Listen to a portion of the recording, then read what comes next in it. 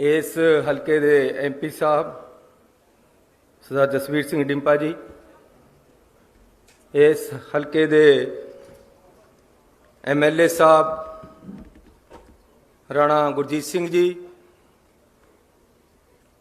Shri Mahendra Singh KP जी साबका प्रधान पंजाब प्रदेश Congress committee, साबका MP साबका मंत्री साहब, श्री मोहम्मद सदीक जी MP साहब, साढ़े सत्कारयोग चौधरी संतोख सिंह जी MP साहब,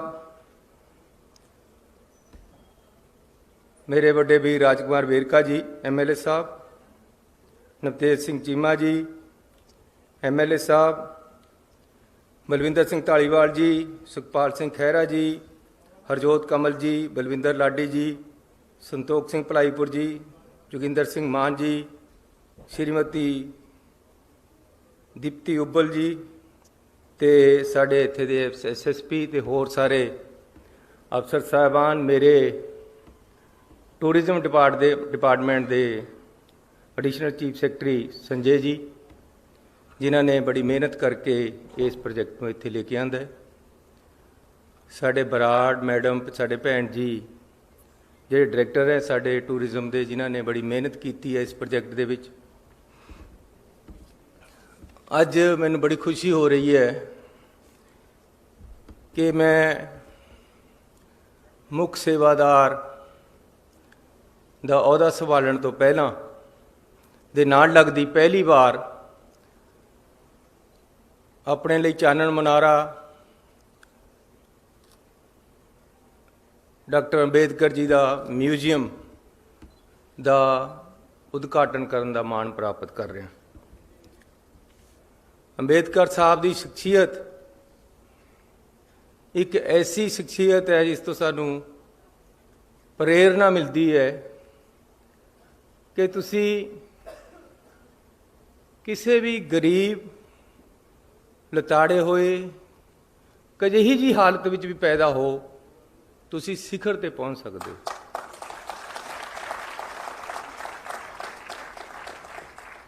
जरूरी नहीं तुहानू बहुत चंगा एनवायरनमेंट मिले अगे बढ़न वास्ते, संघर्ष दृढ़ता निष्ठा होनी चाहिए है अगे बढ़न लई, ते तुसी अगे बढ़ सकते हो।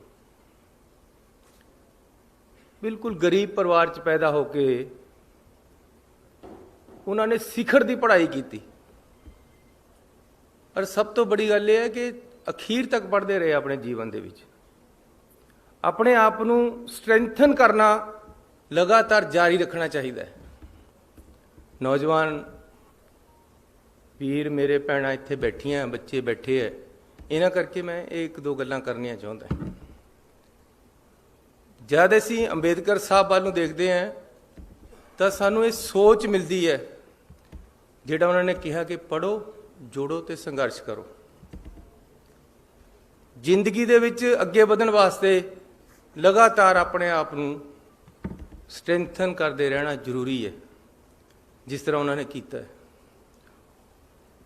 उन्होंने हालात जिस तरीके दे सीगे उदों तो मतलब ये सी कि तुहानूं पानी नहीं थी खूह तो भरन देंदे, दूर ही बैठना पैंदा सी। जे कोई बड़ा बंदा आ रहा है तो तुहानूं पासे होना पैंदा सी, नहीं तो फिर कोड़े खाने पैंदे सी। ऊच नीचता का इन्ना प्रभाव सी। अज तो उन्हां दी देन है और डेमोक्रेसी की देन है, जवाहर लाल नेहरू वर्गी चंगी सोच वर्गे बंदियां दी देन है उन्हां दे नाल कि अज असी किस तरीके दे नाल कट्ठे बैठे एक गुलदस्ता बनी बैठे हैं। असी उदों नहीं सी, लेकिन उन्हां हालातां विच भी अगे बढ़े। हालात कहे जे भी होण, तुहानूं एक टीचा बना के अगे बढ़ना पएगा, तुसीं बढ़ोगे। मंजिल उन्हीं को मिलती है जिनके सपनों में जान होती है। खाली पंखों से कुछ नहीं होता, हौसलों से परवान होती है। हौसले रखने पैणगे नौजवानों नूं अगे बढ़न वास्ते। मैं भी इसी तरह पढ़िया इन्हों देख देख के। मेरे पास भी इन्ने साधन नहीं सी, लेकिन मैं पढ़िया है और अज तक पढ़ रहे हैं। अपने आप को हर रोज़ कोशिश करदा कि अपने आप को स्ट्रेंथन करा, ताकत लेके आवा अपने आप च। खाली दिमागी जिसमानी हर तरह की कोशिश तुहानूं करते रहना पेगा। जब मैं पढ़न जांदा सी तां मैनूं पहलां बापू दे नाल टेंट लाउण जाना पैंदा सी सवेरे सवेरे, फिर स्कूल जांदा सी मैं या कालेज। जब मैं कालेज विच सी तां 2 मੱਝਾਂ ਦਾ टोका एक हफ्ते का करके रख के जाना पैंदा सी घर, ਜਿਹੜਾ ਬਾਅਦ ਦੇ ਵਿੱਚ ਚੱਲਦਾ ਸੀ, ਤੇ अगले हफ्ते फिर आके करना है। ये मेहनत लगातार इस तरह इन्हां हालातां चों भी तुसीं अगे निकल सकते हो। मैं उन्हां नौजवानों नूं उन्हां नूं कहना चाहुंदा कि तुसीं हालातां चों अगे वध सकते हो। तुहाडा टीचा होना चाहिए। मेरी स्कूल दे विच कदे फीस ही नहीं लगी। पहलां तां रिजर्वेशन करके माफ हुंदी सी, उस तो बाद मैं खेलन लग गया। कालेज दे विच मैं सिर्फ एक बार फीस दिती है, उस तो बाद स्पोर्ट्स बेस ते मेरी एडमिशन रही है। 26 रुपये मेरी टोटल फीस लगती सी साल दी। फीस भी फ्री ते कपड़े भी फ्री।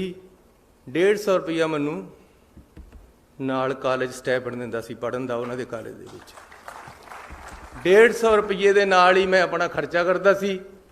मैं अपने मापियां ते फिर कदे पैसा नहीं लिया। जब मैं 10वीं क्रॉस कर गया फिर वजीफे परे काम चलिया। अब वजीफा खेडां दा, उहदे नाल पढ़दा सी। मैं हैंडबॉल खेडदा रहा, 3 बार ऐसी गोल्ड मैडल जितया हैंडबॉल दे विच पंजाब यूनीवर्सिटी तो।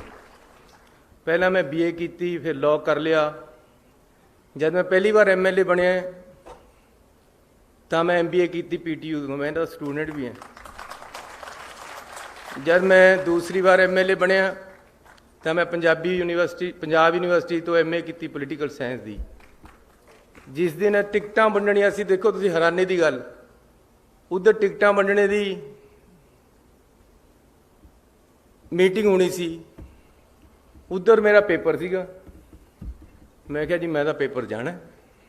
कहते कल नूं मीटिंग है, नहीं मिस कर सकता। मैं कहा पेपर भी नहीं मिस कर सकता। कितनी ग्रेटनेस है राहुल गांधी दी। कहते मेरा जहाज़ ले जा। मैं उन्होंने जहाज़ पर आ गया। मेरा भी निष्ठा सी, उहदी भी दयालता सी कि मैनूं जहाज़ देता अपना। मैं उन्होंने जहाज़ पर आके अपने टीचर नूं उत्थे ही बुलाया। रस्ते में असीं पढ़ते आए, सवेरे पेपर दिता, सारी रात सुता नहीं। पेपर दे के मैं फिर मुड़ गया, MA पास हो गया।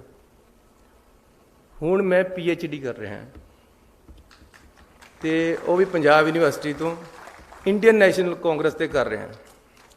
रात मैं 2 बजे विहला होया, 2 तो 3 अपने टीचर के नाल बैठे हैं, क्योंकि मैं किसी तरह भी दसंबर दे विच अपना थीसिस सबमिट करना है।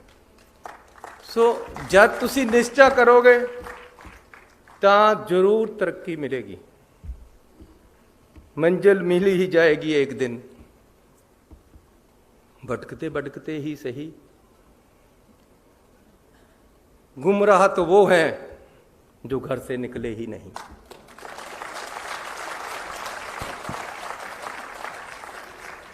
सो नौजवान दोस्तों, आज तुहानूं जॉब मिली है। ये कोई आखिरी जॉब नहीं है जी अज 15-20 हज़ार 25 हज़ार 50 हज़ार की मिली है। तरक्की करो, और बहुत दुनिया पई है सितारों से आगे जहाँ और भी हैं।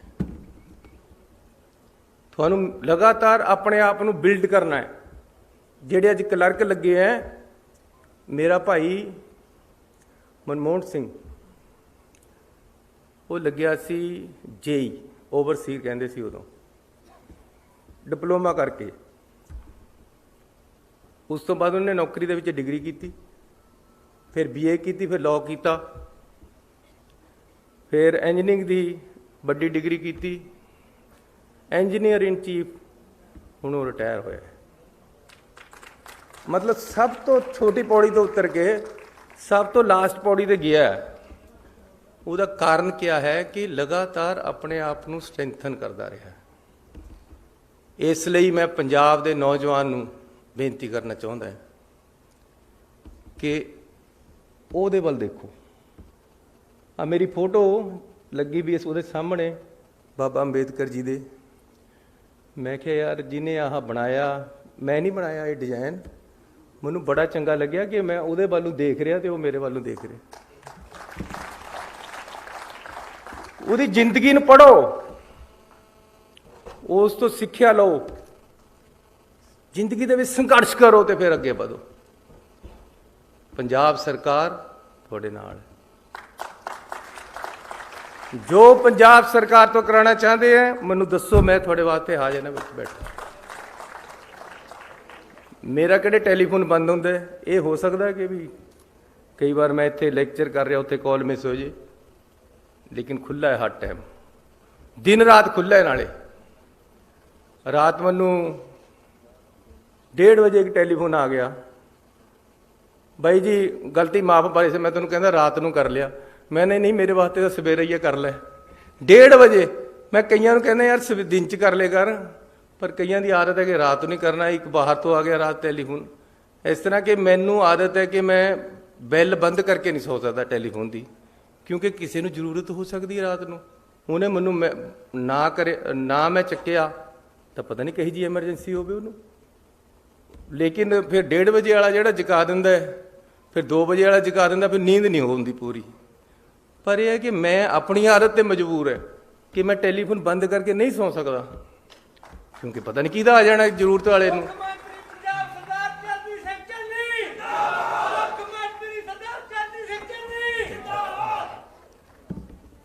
ਮੈਂ ਲਿਖ ਕੇ ਕੁਝ ਹੋਰ ਲਿਆਇਆ ਸੀ, ਉਹ ਮੈਨੂੰ ਮੇਰੇ ਅਫਸਰ ਕਹਿੰਦੇ ਯਾਰ ਅਸੀਂ ਲਿਖ ਕੇ ਕੁਝ ਹੋਰ ਦਿੰਦੇ, ਤੁਸੀਂ ਬੋਲ ਕੁਝ ਹੋਰ ਆਉਂਦੇ ਹੋ। ਮੈਨੂੰ ਨਹੀਂ ਆਉਂਦਾ ਪਸੰਦ ਲਿਖਿਆ ਵਾ, ਮੈਂ ਆਪਣੇ ਦਿਲ ਤੇ ਬੋਲਦਾ, ਜੋ ਮੇਰੇ ਅੰਦਰ ਹੈ ਮੈਂ ਉਹ ਬੋਲਦਾ। ਮੇਰੇ ਅੰਦਰ ਇਹ ਹੈ ਕਿ ਮੈਂ ਪੰਜਾਬ ਨੂੰ ਅੱਗੇ ਲੈ ਕੇ ਜਾਣਾ ਚਾਹੁੰਦਾ ਹਾਂ। ਮੈਨੂੰ ਤੁਸੀਂ ਮੁੱਖ ਮੰਤਰੀ ਬਣਾਤਾ, ਮੇਰੇ ਭਾਂਡੇ ਵਿੱਚ ਤਾਂ ਇੰਨੀ ਜਗ੍ਹਾ ਵੀ ਨਹੀਂ ਸੀ ਜਿੰਨੀ ਤੁਸੀਂ ਪਾਤੀ ਹੈ। ਲੇਕਿਨ ਹੁਣ ਮੈਂ ਉਹਨਾਂ ਦੇ ਭਾਂਡੇ ਭਰਨਾ ਚਾਹੁੰਦਾ ਜਿਨ੍ਹਾਂ ਦੇ ਭਾਂਡੇ ਅੱਜ ਤੱਕ ਨਹੀਂ ਭਰੇ, ਖਾਲੀ ਪੇ ਢੀਕ ਰਹੇ ਪਾੜੇ। ਮੈਂ ਉਹਨਾਂ ਪੰਜਾਬੀਆਂ ਨੂੰ, ਉਹਨਾਂ ਪੰਜਾਬ ਦੇ ਨੌਜਵਾਨਾਂ ਨੂੰ ਅੱਗੇ ਲੈ ਕੇ ਜਾਣਾ ਚਾਹੁੰਦਾ ਜਿਨ੍ਹਾਂ ਨੂੰ ਓਪਰਚੁਨਿਟੀ ਨਹੀਂ ਮਿਲ ਰਹੀ। ਮੈਂ ਉਹਨਾਂ ਨੂੰ ਓਪਰਚੁਨਿਟੀ ਦੇਣਾ ਚਾਹੁੰਦਾ ਕਿ ਆਓ ਆ ਸਟੇਜ ਖਾਲੀ ਆ, ਤੁਸੀਂ ਬੈਠੋ। ਜੇ ਮੈਂ ਬਣ ਸਕਦਾ ਮੁੱਖ ਮੰਤਰੀ ਜਿਹਦਾ ਬਾਪ ਦਾਦਾ ਰਿਹਾ ਹੀ ਕੁਛ ਨਹੀਂ, ਜਿਹਦਾ ਬਾਪ ਦਾਦਾ ਕਦੇ ਮੰਤਰੀ ਨਹੀਂ ਰਿਹਾ, ਮੁੱਖ ਮੰਤਰੀ ਨਹੀਂ ਰਿਹਾ, ਸੋਚ ਹੀ ਨਹੀਂ ਸੀ, ਫਿਰ ਤੁਸੀਂ ਕਿਉਂ ਨਹੀਂ ਬਣ ਸਕਦੇ? ਯਾਰ ਤੁਸੀਂ ਤਾਂ ਮੇਰੇ ਨਾਲ ਸਾਰੇ ਚੰਗੇ ਹੋ। ਜਿਹੜੇ ਮੇਰੇ ਹਾਲਾਤ ਸੀ, ਜੇ ਉਹਨਾਂ ਹਾਲਾਤਾਂ 'ਚ ਤੁਹਾਨੂੰ ਰੱਖਾਂ ਤਾਂ ਤੁਸੀਂ ਬਹੁਤ ਉੱਪਰ ਹੋ, ਤੁਸੀਂ ਮੇਰੇ ਤੋਂ ਬਹੁਤ ਅੱਗੇ ਜਾ ਸਕਦੇ ਹੋ। ਨੌਜਵਾਨੋ, ਤੁਸੀਂ ਪੰਜਾਬ ਨੂੰ ਅੱਗੇ ਲੈ ਕੇ ਜਾਓਗੇ, ਬਹੁਤ ਸੰਘਰਸ਼ ਕਰਨਾ ਪਏਗਾ। ਅੰਬੇਦਕਰ ਵੱਲ ਨੂੰ ਦੇਖ ਕੇ ਸੋਚ ਰੱਖਣੀ ਪਏਗੀ। ਉਹ ਅੰਬੇਦਕਰ ਜੀ ਨੇ ਲਾਅ ਕਰ ਲਿਆ ਸੀ, ਆਖਰੀ ਬਾਹਰੋਂ ਡਿਗਰੀ ਲੈ ਲਈ, ਲੇਕਿਨ ਫਿਰ ਇਕਨੋਮਿਕਸ ਪੜ੍ਹਨ ਲੱਗ ਗਏ। ਉਹ ਕਹਿੰਦੇ ਇਹਦੇ 'ਚ ਵੀ ਮਹਾਰਤ ਕਰਨੀ ਹੈ। ਹਰ ਚੀਜ਼ ਦੇ ਵਿੱਚ ਮਹਾਰਤ ਤੁਹਾਨੂੰ ਲੈ ਕੇ ਆਉਣੀ ਪਏਗੀ, ਤਾਂ ਤੁਸੀਂ ਅੱਗੇ ਵਧੋਗੇ, ਤਾਂ ਪੰਜਾਬ ਤਰੱਕੀ ਕਰੇਗਾ। ਜਿਹੜਾ ਥੱਲੇ ਬੈਠਾ ਹੈ ਉਸ ਨੂੰ ਖਿੱਚ ਕੇ ਉੱਪਰ ਕਰਨਾ ਹੈ, ਉਹਨੂੰ ਨਾਲ ਲਿਆਉਣਾ ਹੈ, ਖੜਾ ਕਰਨਾ ਹੈ, ਤਾਂ ਤੁਹਾਡੀ ਤਾਕਤ ਹੋਏਗੀ। ਇੱਕ ਦੂਜੇ ਦੀ ਤਾਕਤ ਦੇ ਨਾਲ ਪੰਜਾਬ ਅੱਗੇ ਵਧੇਗਾ, ਸਦਭਾਵਨਾ ਦੇ ਨਾਲ। ਸੋ ਅੱਜ ਅਸੀਂ 150 ਕਰੋੜ ਰੁਪਈਆ ਲਗਾ ਕੇ ਅੰਬੇਦਕਰ ਸਾਹਿਬ ਦਾ ਮਿਊਜ਼ੀਅਮ ਇੱਥੇ ਤਿਆਰ ਕਰ ਰਹੇ, ਤਾਂ ਕਿ ਮੇਰੇ ਪੰਜਾਬ ਦੇ, ਦੇਸ਼ ਦੇ, ਦੁਨੀਆ ਦੇ ਲੋਕ ਆ ਕੇ ਦੇਖਣ ਤੇ ਉਸ ਤੋਂ ਸਿੱਖਣ ਕਿ ਕਿਸ ਤਰ੍ਹਾਂ ਅੱਗੇ ਵਧਣਾ ਹੁੰਦਾ ਤੇ ਕਿਆ ਕਿਆ ਉਹਨਾਂ ਦੇ ਗੁਣ ਸੀ, ਉਹਨਾਂ ਨੂੰ ਗ੍ਰਹਿਣ ਕਰਨ।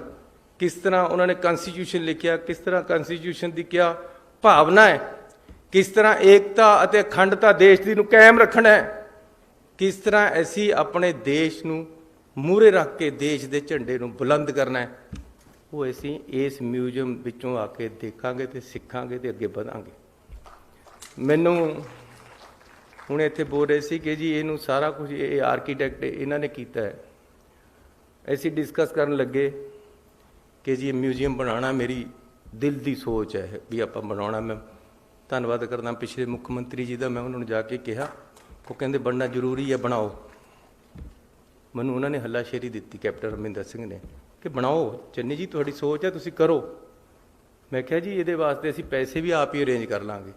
150 ਕਰੋੜ ਰੁਪਈਆ ਯੂਨੀਵਰਸਿਟੀ ਦੇ ਰਹੀ ਹੈ, ਇਹ ਯੂਨੀਵਰਸਿਟੀ ਦਾ ਐਸੈਟ ਵੀ ਹੈ। ਮੈਂ ਯੂਨੀਵਰਸਿਟੀ ਦੇ ਸਾਰੇ ਲੋਕਾਂ ਨੂੰ ਧੰਨਵਾਦ ਦੇਣਾ ਚਾਹੁੰਦਾ ਕਿ ਤੁਹਾਡਾ ਵੀ ਐਸੈਟ ਹੈ, ਇਹ ਤੁਹਾਡਾ ਹੀ ਹੈ, ਤੁਸੀਂ ਹੀ ਇੱਥੇ ਚਲਾਉਣਾ ਤੇ ਤੁਹਾਡੀ ਹੀ ਜ਼ਮੀਨ ਤੇ ਬਣ ਰਿਹਾ ਹੈ। ਤੁਸੀਂ 10 ਏਕੜ ਇਸ ਵਾਸਤੇ ਦਿੱਤੀ ਹੈ, ਮੈਂ ਤੁਹਾਨੂੰ 50 ਏਕੜ ਇਸ ਤੋਂ ਪਿੱਛੇ ਤੁਹਾਡੇ ਵਾਸਤੇ ਹੋਰ ਲੈ ਕੇ ਦਿੰਦਾ, ਇਸ ਤੁਹਾਡੇ ਕੰਮ ਵਾਸਤੇ। ਸੋ ਜਦੋਂ ਅਸੀਂ ਇਹਨੂੰ ਬਣਾਉਣ ਲੱਗੇ, ਸੋਚਣ ਲੱਗੇ, ਕਿਹਾ ਮੈਂ ਕਿਹਾ ਯਾਰ ਇਹਨੂੰ ਇਸ ਤਰ੍ਹਾਂ ਦਾ ਬਣਨਾ ਕਿ ਦੂਰ ਤੇ ਪਤਾ ਲੱਗੇ ਕਿ ਇਹ ਹਿੰਦੁਸਤਾਨ ਦਾ ਨਿਸ਼ਾਨ ਹੈ ਇੱਕ, ਇਹ ਹਿੰਦੁਸਤਾਨ ਇਹਦੇ ਵਿੱਚ ਝਲਕਦਾ ਹੋਵੇ, ਸਾਡਾ ਕੰਸਟੀਟਿਊਸ਼ਨ ਇਹਦੇ ਝਲਕਦਾ ਹੋਵੇ, ਅੰਬੇਦਕਰ ਸਾਹਿਬ ਇਸ ਤਰ੍ਹਾਂ ਝਲਕਦਾ ਹੋਵੇ। ਮੈਨੂੰ ਕਹਿੰਦੇ ਜੀ ਕਿਸ ਤਰ੍ਹਾਂ ਬਣੇਗਾ? ਮੈਨੂੰ ਕੋਈ ਐਂਬਲਮ ਦੇ ਗਿਆ ਸੀ ਐਡਾ, ਉਹਦੇ ਥੱਲੇ ਇੱਦਾਂ ਪਿੱਲਰ ਲਾ ਕੇ ਉੱਪਰ ਐਂਬਲਮ ਲੱਗਿਆ ਹੋਇਆ ਸੀ, ਜਿਸ ਤਰ੍ਹਾਂ ਉਹ ਉੱਪਰ ਲੱਗਿਆ ਹੋਇਆ। ਮੈਂ ਉਹ ਚੱਕ ਕੇ ਇਹਨਾਂ ਦੇ ਮੂਹਰੇ ਆ ਰੱਖਤਾ। ਮੈਂ ਕਿਹਾ ਆਪਾਂ ਇਸ ਤਰ੍ਹਾਂ ਹੀ ਬਣਾਉਣਾ ਹੈ, ਸਾਡਾ ਦੇਸ਼ ਇਹਦੇ 'ਚ ਝਲਕਦਾ ਹੋਵੇ, ਉਹਦਾ ਚਿੰਨ੍ਹ ਇਹਦੇ 'ਚ ਝਲਕਦਾ ਹੋਵੇ, ਅੰਬੇਦਕਰ ਦਾ ਉਹਦੀ ਝਲਕ ਮਿਲੇ ਉਹਦੀ ਬਿਲਡਿੰਗ 'ਚੋਂ ਹੀ, ਅੰਦਰਲੇ ਕਿਤੇ ਜਾ ਕੇ ਪਤਾ ਹੀ ਲੱਗਣਾ। ਮੈਂ ਵੇਰਕਾ ਜੀ ਦਾ ਬੜਾ ਧੰਨਵਾਦੀ ਹਾਂ, ਇਹਨਾਂ ਨੇ ਇਹਦੇ 'ਚ ਸਾਡੀ ਬੜੀ ਮਦਦ ਕੀਤੀ, ਇਹਨਾਂ ਨੂੰ ਵੀ ਅਸੀਂ ਸਾਰਾ ਦਿਖਾਇਆ। ਸੋ ਅਸੀਂ ਅੰਬੇਦਕਰ ਜੀ ਨੂੰ ਇੱਥੇ ਉਹਨਾਂ ਦਾ ਮਿਊਜ਼ੀਅਮ ਬਣਾ ਕੇ, ਪੂਰੇ ਵਰਲਡ ਕਲਾਸ ਦਾ ਮਿਊਜ਼ੀਅਮ ਬਹੁਤ ਵਧੀਆ ਇਸ ਨੂੰ ਬਣਾਇਆ ਜਾਏਗਾ। 150 ਕਰੋੜ ਰੁਪਈਆ ਇਹਦੇ 'ਚ ਲੱਗੇਗਾ। ਇਸ ਦੇ ਨਾਲ ਨਾਲ ਉਹਨਾਂ ਦੇ ਨਾਮ 'ਤੇ, ਕਿਉਂਕਿ ਜੇ ਅਸੀਂ ਕਿਸੇ ਗਰੀਬ ਨੂੰ ਉੱਪਰ ਚੱਕਣਾ ਚਾਹੁੰਦੇ ਹਾਂ, ਆਟਾ ਦਾਲਾਂ ਦੇ ਨਾਲ ਉਹ ਨਹੀਂ ਉਹਨੇ ਚੱਕ ਹੋਣਾ। ਤੁਸੀਂ ਰੋਜ਼ ਮਹਾਰਾ ਦੀ ਆਟਾ ਦਾਲ ਦੇ ਦਿਓ ਉਹਨੂੰ, ਉਹਨੇ ਆਟਾ ਦਾਲ ਖਾੜੀਆਂ ਆਪਣਾ ਸੌਂ ਜਾਣੇ। ਲੇਕਿਨ ਜੇ ਉਹਦੇ ਬੱਚੇ ਨੂੰ ਤੁਸੀਂ ਪੜ੍ਹਾਈ ਦੇਤੀ, ਉਹ ਆਪੇ ਬੜਾ ਹੋ ਕੇ ਆਪੇ ਅੱਗੇ ਆ ਕੇ ਆਪਣੀ ਵੀ ਗਰੀਬੀ ਚੱਕ ਦੇਗਾ, ਆਪਣੇ ਮਾਂ-ਬਾਪ ਦੀ ਵੀ ਚੱਕ ਦੇਗਾ। ਇਸ ਕਰਕੇ ਐਜੂਕੇਸ਼ਨ ਸਿਸਟਮ ਨੂੰ ਸਟਰੈਂਥਨ ਕਰਨਾ ਹੈ। ਸਭ ਤੋਂ ਬੜੀ ਚੀਜ਼ ਹੀ ਐਜੂਕੇਸ਼ਨ ਹੈ। ਮੇਰਾ ਬਾਪੂ ਮੈਨੂੰ ਪੜ੍ਹਾਇਆ, ਮੇਰੇ ਭਾਈਆਂ ਨੂੰ ਪੜ੍ਹਾਇਆ। ਇੱਕ ਮੇਰਾ ਭਰਾ ਡਾਕਟਰ ਹੈ, ਇੱਕ ਚੀਫ ਇੰਜੀਨੀਅਰ ਰਿਟਾਇਰ ਹੋਇਆ, ਇੱਕ ਮੈਂ ਹਾਂ, ਇੱਕ ਮੇਰੇ ਤੋਂ ਛੋਟਾ ਹੈ।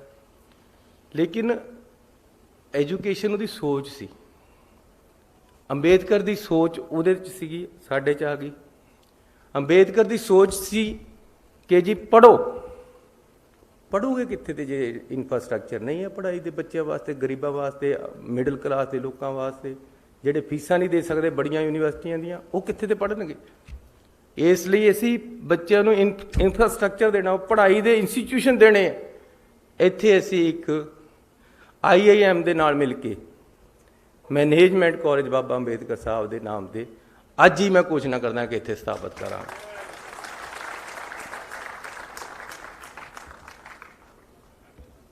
ਉਹਦਾ ਨਾਮ doctor Bhim Rao Ambedkar institute of management ਹੋਏਗਾ।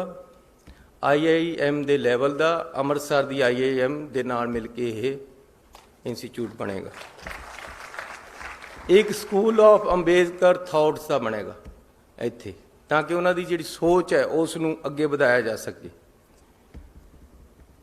Bharat Ratna doctor Baba Sahib Ambedkar centre for research in equality and development, ਇੱਕ ਇਹ ਇੱਥੇ ਬਣਾਵਾਂਗੇ। ਇੱਕ ਮੈਨੇਜਮੈਂਟ ਦਾ ਕਾਲਜ ਬਣੇਗਾ। ਇੱਕ ਜਿਸ ਤਰ੍ਹਾਂ ਡਿੰਪਾ ਜੀ ਨੇ ਦੱਸਿਆ ਸੀ, ਚਮਕੌਰ ਸਾਹਿਬ ਦੇ ਵਿੱਚ ਸਕਿੱਲ ਯੂਨੀਵਰਸਿਟੀ ਬਣਾ ਰਹੇ ਹਾਂ। 2 ਮੈਡੀਕਲ ਕਾਲਜ ਜਿਹੜੀ ਗੱਲ ਕਰਕੇ ਗਏ ਸਾਡੇ ਸਤਿਕਾਰਯੋਗ MLA ਸਾਹਿਬ ਰਾਣਾ ਜੀ, ਉਹਨਾਂ ਦੀ ਅਸੀਂ ਬੜੀ ਛੇਤੀ ਸ਼ੁਰੂਆਤ ਕਰ ਦਾਂਗੇ ਰਾਣਾ ਜੀ, ਇਹਦੇ ਦੇਰ ਨਹੀਂ ਲੱਗੇਗੀ। ਕਿਉਂਕਿ ਮੈਂ ਹਮੇਸ਼ਾ ਕਹਿੰਦਾ ਕਿ ਜੇ ਸਾਡੇ ਸਰਕਾਰੀ ਸਕੂਲਾਂ ਦੇ ਵਿੱਚ ਸਾਇੰਸ ਹੀ ਨਹੀਂ ਹੈ, ਜੇ ਮੈਡੀਕਲ ਕਾਲਜ ਦੀਆਂ ਗਰੁੱਪ ਹੀ ਨਹੀਂ ਹੈ, ਫਿਰ ਸਾਡੇ ਗਰੀਬਾਂ ਦੇ ਜਿਹੜੇ ਮਿਡਲ ਕਲਾਸ ਦੇ ਲੋਕਾਂ ਦੇ ਡਾਕਟਰ ਤੇ ਇੰਜੀਨੀਅਰ ਕਿੱਥੋਂ ਬਣਨੇ ਆ? ਅਸੀਂ ਪੰਜਾਬ ਦੇ ਸਕੂਲਾਂ ਦੇ ਵਿੱਚ ਸਾਇੰਸ ਬਲਾਕ ਤੇ ਮੈਡੀਕਲ ਐਜੂਕੇਸ਼ਨ ਦਾ ਬਲਾਕ ਬਣਾਵਾਂਗੇ ਸਾਰਿਆਂ 'ਚ, ਤਾਂ ਕਿ ਡਾਕਟਰ ਇੰਜੀਨੀਅਰ ਚੰਗੇ ਪੈਦਾ ਹੋਣ। ਤੇ ਜਿਹੜੇ 2 ਇੱਥੇ ਮੈਡੀਕਲ ਕਾਲਜ ਬਣ ਰਹੇ, ਇੱਕ ਇੱਥੇ ਬਣੇਗਾ, ਇੱਕ ਬਣੇਗਾ ਹੁਸ਼ਿਆਰਪੁਰ ਦੇ ਵਿੱਚ। ਇਹਨਾਂ ਨੂੰ ਅਸੀਂ ਬੜੀ ਛੇਤੀ परमात्मा ने मेरे हत्थ से काम कराना होया तो बड़ी छेती असीं नींह पत्थर रखण आवांगे राणा जी, ये जरूर करांगे।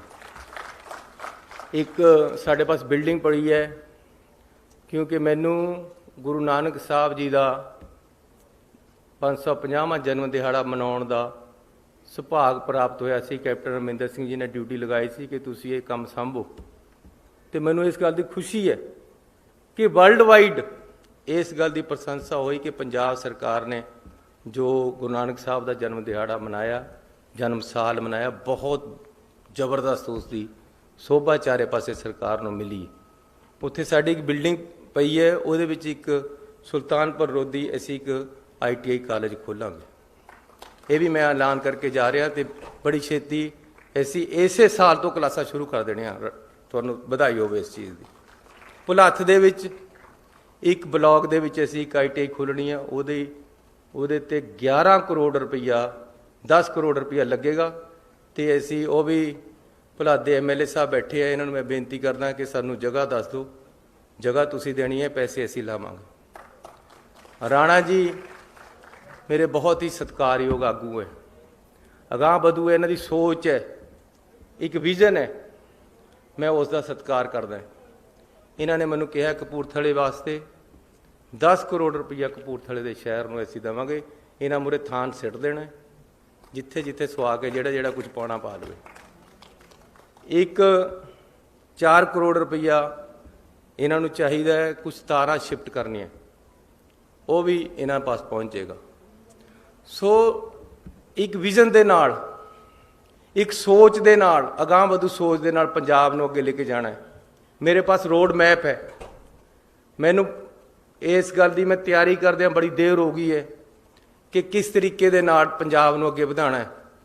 लेकिन पंजाब नूं जिहड़ी जोकां चिंबड़ियां भी हैं कि किसी दफ्तर जाओ, कहंदा जी अखां कन्नों नहीं झाकी जांदा जद तक थले टेबल के थले नूं पैसे नहीं मिल जाते। ये चीज़ नहीं बर्दाश्त होनी मेरे ते, ये नहीं हो सकता। ਇਹਨੂੰ खत्म कर दांगा पंजाब चों। मैनू जिन्ना क टाइम मिलिया है तुसीं इहदे च देख लियो कि बिल्कुल सीधा हो जाएगा काम, प्यार नाल ही करावांगा।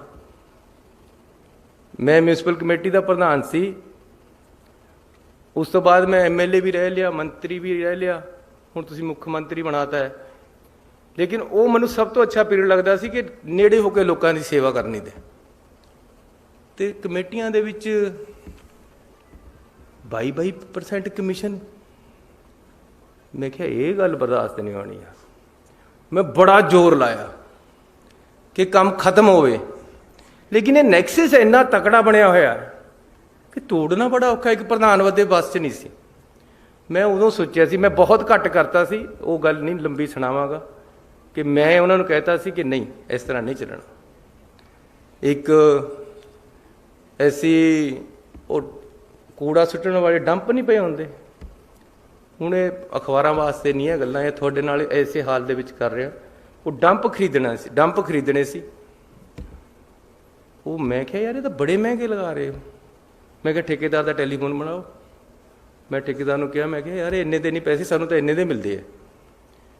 कहंदा जी दे तो इन्ने दे दूँगा, जिन्हें तुहानूं मिला के दिता, जिहड़े तुहाडे नाल ईओ बैठा है, इहनूं कह दो।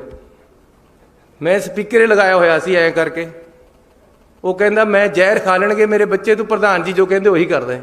ये सोच होई भी है कि जो ऊपर के पैसे नहीं लेंदे तो जहर खाने वाला काम हो गया। तनख्वाह नूं कुछ समझते नहीं कई लोग। बहुत लोग ईमानदार है पंजाब दे विच, बहुत जनता ईमानदार है, बहुत अफसर ईमानदार है। किसी एक फील्ड दे विच जे तुसीं कहो सारे माड़े ये नहीं हो सकते, जे तुसीं कहो सारे चंगे नहीं हो सकते। हर फील्ड दे विच, हर जाति दे विच, हर धर्म दे विच चंगे भी लोग बहुत ज़्यादा है, माड़े भी बहुत ज़्यादा है, कईयां च बहुत घट है। लेकिन करप्शन ये बर्दाश्त नहीं होनी पंजाब दे विच जब तक मैं या मैं हट जाऊँगा या करप्शन हट जाएगी, दोनों जो एक चीज़ हटेगी। ये वास्ते नौजवानों को मेरा साथ देना पैना है। नौजवान अगे आवे, जेड़ा बंदा पैसे मंगता है ना उन्होंने फड़ के खड़ जाओ उस टाइम, मैनू टैलीफोन करो, मेरा टैलीफोन खुले, मैनू उत्थे भी आना पै गया तो आ जाऊँगा। हुण क्या कराया होया कि जी मैं कई बंदियां नूं फड़ाउण की कोशिश करी, मैं कहा यार इन्हूं फड़ाओ, बंदे ने तंग करिया वा। विजिलेंस वाले कहंदे जी पहला साडे पास ऑडियो प्रूफ चाहिदा जी कोई, फिर इन्हूं फड़ांगे। हुण ऑडियो प्रूफ अगला दिंदा है तुहानूं, कहंदे जी उदों मोबाइल पर कॉल करो, पैसे मंगे, फिर साडे पास सबूत आऊगा, फिर असीं खोलांगे। ये सब मिले हुए सी ये लोग, ये हैगे है। इन्हां नूं खत्म करना इस चीज़ चों। तुसीं पंजाब दे लोग खत्म करनगे, मैं नहीं इकल्ला कर सकदा। पंजाब दे लोकां नूं उठना पएगा। ये ਜਿਹੜੇ ਸਾਨੂੰ ਜੋਕਾਂ ਚਿੰਬੜੀਆਂ ਇਹਨਾਂ ਨੂੰ ਖਤਮ ਕਰਨਾ ਹੈ, ਉਹਦੇ ਵਾਸਤੇ ਪੰਜਾਬ ਦਾ ਨੌਜਵਾਨ ਅੱਗੇ ਆਵੇ ਤਾਂ ਇਹ ਖਤਮ ਹੋਏਗੀ। ਨੌਜਵਾਨੀ ਦੇ ਵਿੱਚ ਕ੍ਰਾਂਤੀ ਹੁੰਦੀ ਹੈ। ਉਹ ਭਗਤ ਸਿੰਘ ਦੀ ਫੋਟੋ ਨੂੰ ਦੇਖਦਾ ਹੈ। ਮੈਂ ਹੁਣ ਭਗਤ ਸਿੰਘ ਜੀ ਦੇ ਜਾ ਕੇ ਪੈਰੀ ਹੱਥ ਲਗਾ ਕੇ ਆਇਆ, ਮੱਥਾ ਟੇਕ ਕੇ ਆਇਆ ਝੁਕ ਕੇ। ਜਿਹੜੇ ਮੁੰਡੇ ਦੇ ਕਮਰੇ ਦੇ ਵਿੱਚ ਜਾਂ ਗੱਡੀ ਦੇ ਉੱਪਰ ਜਾਂ ਮੋਬਾਈਲ ਦੇ ਉਰੇ ਭਗਤ ਸਿੰਘ ਦੀ ਫੋਟੋ ਲੱਗੀ ਵੀ, ਸਮਝ ਲਓ ਇਹ ਬੰਦਾ ਕੰਮ ਦਾ ਹੈ, ਉਹਦੀ ਸੋਚ ਸਹੀ ਹੈ। ਭਗਤ ਸਿੰਘ ਨੂੰ ਦੇਖਣਾ ਪਏਗਾ, ਨੌਜਵਾਨਾਂ ਨੂੰ ਉਹਦੀ ਸੋਚ ਨੂੰ ਦੇਖਣਾ ਪਏਗਾ। ਕ੍ਰਾਂਤੀ ਲਿਆਉਣੀ ਪਏਗੀ ਦੇਸ਼ ਦੇ ਵਿੱਚ ਔਰ ਸੂਬੇ ਦੇ ਵਿੱਚ। ਤੇ ਇਸ ਤਰ੍ਹਾਂ ਦੇ ਜਿਹੜੀ ਕਰਪਸ਼ਨ ਹੈ, ਗਲਤ ਕੰਮ ਹੈ, ਪੁੱਠੇ ਤਰੀਕੇ ਨਾਲ ਹਰ ਕੰਮ ਕਰਾਉਣਾ ਚਾਹੁੰਦਾ ਹਰ ਕੋਈ, ਸਿੱਧੇ ਤਰੀਕੇ ਨਾਲ ਕਰਾਉਣਾ ਨਹੀਂ ਚਾਹੁੰਦਾ, ਲਾਈਨ 'ਚ ਕੋਈ ਲੱਗਣਾ ਨਹੀਂ ਚਾਹੁੰਦਾ। ਉਹ ਕਹਿੰਦਾ ਜੀ ਮੈਨੂੰ ਇੱਧਰ ਨੂੰ ਕੱਢ ਕੇ ਸਭ ਤੋਂ ਮੂਹਰੇ ਖੜਾ ਕਰ ਦਿਓ, ਬਸ ਇਹ ਸੋਚ। ਫਿਰ ਮੈਂ VIP ਹੈ, ਕਿਆ ਕਰਨਾ VIP ਯਾਰ। ਮੇਰੇ ਆਲੇ ਦੁਆਲੇ ਮੈਂ ਜਿੱਦਣ ਮੁੱਖ ਮੰਤਰੀ ਬਣਿਆ, ਮੈਂ ਕਿਹਾ ਯਾਰ ਕਿੱਥੇ ਫਸ ਗਿਆ ਮੈਂ। ਇੰਨੀ ਜਨਤਾ ਪਿੱਛੇ, ਇੰਨੀ ਜਨਤਾ ਅੱਗੇ, ਇੰਨੀਆਂ ਗੱਡੀਆਂ ਅੱਗੇ ਪਿੱਛੇ। ਮੈਂ ਕਿਹਾ ਇਹਨਾਂ ਨੂੰ ਹਟਾਓ ਯਾਰ ਮੇਰੇ ਆਲੇ ਦੁਆਲੇ, ਤੇ ਮੈਂ ਆਜ਼ਾਦ ਬੰਦਾ, ਮੈਨੂੰ ਕਿਹਨੇ ਮਾਰਨਾ, ਕਿਆ ਦੱਸੋ ਮੈਨੂੰ ਮਾਰ ਕੇ ਕਿਸ ਨੂੰ ਕਿਆ ਮਿਲਣਾ। ਲੇਕਿਨ ਤੁਸੀਂ ਪਤਾ ਤੁਹਾਨੂੰ ਕਿੰਨੀ ਸਿਕਿਉਰਿਟੀ ਹੈ ਮੇਰੀ? 1000 ਬੰਦਾ ਮੇਰੀ ਸਿਕਿਉਰਿਟੀ ਪਰ, 200 ਗੱਡੀਆਂ ਮੈਨੂੰ ਦੇਤੀਆਂ। ਮੇਰੇ ਤਾਂ ਕਮਰੇ ਜਿੱਡੀਆਂ ਗੱਡੀਆਂ ਇਹਨੇ ਬਾਦਲਾਂ ਨੇ ਖਰੀਦੀਆਂ ਹੋਈਆਂ। ਮੈਂ ਹੁਣੇ ਆਇਆ, ਕਮਰੇ ਜਿੱਡੀ ਗੱਡੀ ਹੈ, 2 ਕਰੋੜ ਰੁਪਏ ਦੀ ਕਹਿੰਦੇ ਆਉਂਦੀ। ਉਹ ਯਾਰ ਗਰੀਬਾਂ ਪਰ ਲਾ ਦਿੰਦੇ ਇਹ ਪੈਸਾ।